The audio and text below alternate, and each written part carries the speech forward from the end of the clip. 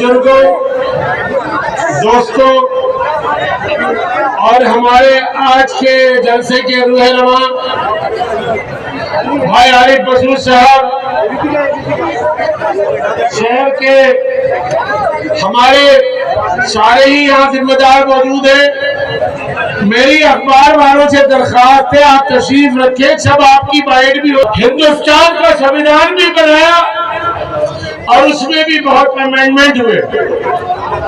औकाफ का कानून अंग्रेजों के जमाने में भी था और 1954 में भी बनाया गया और उसमें कई अमेंडमेंट किए गए। ये कानून पहली मर्तबा हमको ऐसा लगा, किसी कानून को बनाते वक्त सब लोगों ने खुशी का इजहार किया, सब हुकूमतों को मुबारकबाद दी। सारे कानून हमारे बुजुर्गों के मशवरे से बनाए गए। पहला कानून है जो जुल्म, ज्यादती और अपनी हर धर्मी और अक्सरियत की बुनियाद पर बनाया गया। पहला नंबर पर यह प्रोपेगेंडा किया गया कि वक्फ बोर्ड किसी भी जायदाद पर उंगली रख देता है तो वक्फ हो जाती है। कितना झूठा और गलत प्रोपेगेंडा बताया गया। पूरे हिंदुस्तान में अजीब माहौल बनाने की कोशिश की। सबसे बड़ी आपत्ति हमारी यही है, भाई दस्तूर के मुताबिक औकाफ के बोर्ड बनते थे। जब मुल्क आजाद हुआ तो अकाबरीन को फिक्र हुई कि हमारी जायदादों की दर्जाबंदी हो जाए, तो दर्जाबंदी कर कर वक्फ बोर्ड बनाए गए। और वक्फ बोर्ड में क्या हम होते थे या सरकार के नुमाइंदे?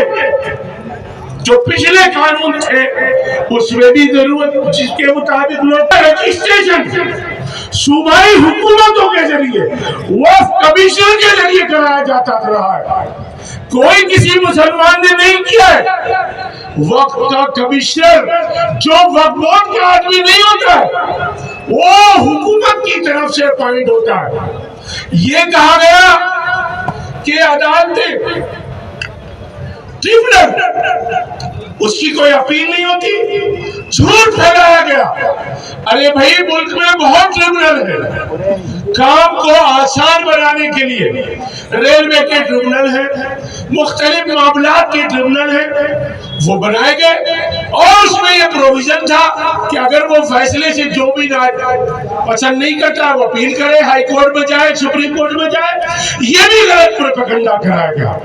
मैं आपको सच बताऊंगा, ये तो नहीं हुआ कि वक्फ बोर्ड ने किसी जायदाद को अपना बताया हो, लेकिन ये जरूर हुआ है कि हमारी जायदादों को सरकारी लिख लिया गया।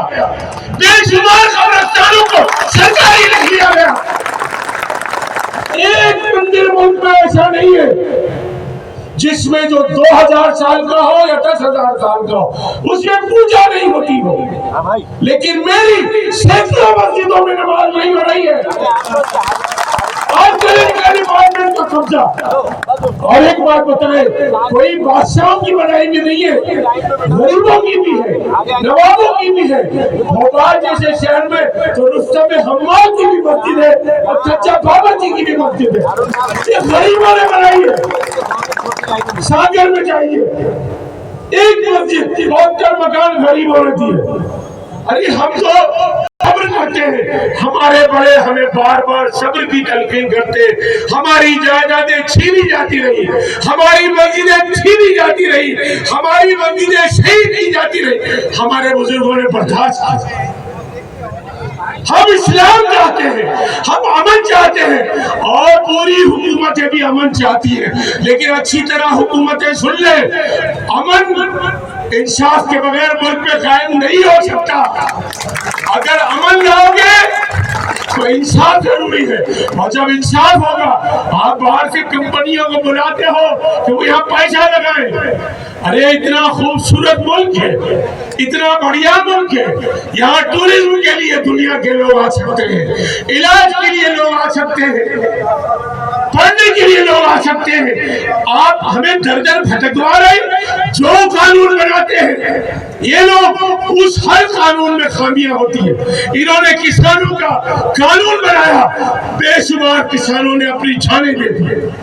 انہوں نے اعلان کیا ہے، ارے بھائی ہم یہی تو کہہ رہے تھے کہ قانون ایسا لاؤ جو سب کے لیے ہو.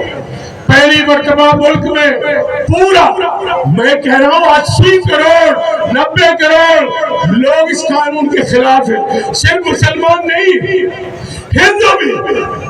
جب رین کنٹرول کا معاملہ آیا مدھیہ پردیش کی حکومت میں ہمارے ہائی کورٹ سے، لیکن ہم سپریم کورٹ میں جیتے تو اس میں ہندوؤں کا بھی بھلا ہوا، سکھوں کا بھی بھلا ہوا. ہمارا مطالبہ تو یہ ہے کہ مسلمانوں کے ذریعے وقف بورڈ بنائے جائے.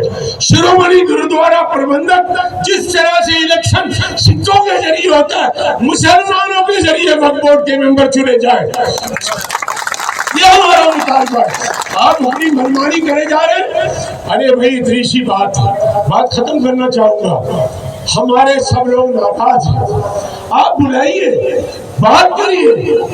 پہلے قانون بھی پرسنل لا بورڈ تھے، جمعیت علماء ہند کے مشورے سے بنائے گئے. پھر مشورہ کر لیجیے، پھر بات کر لیجیے.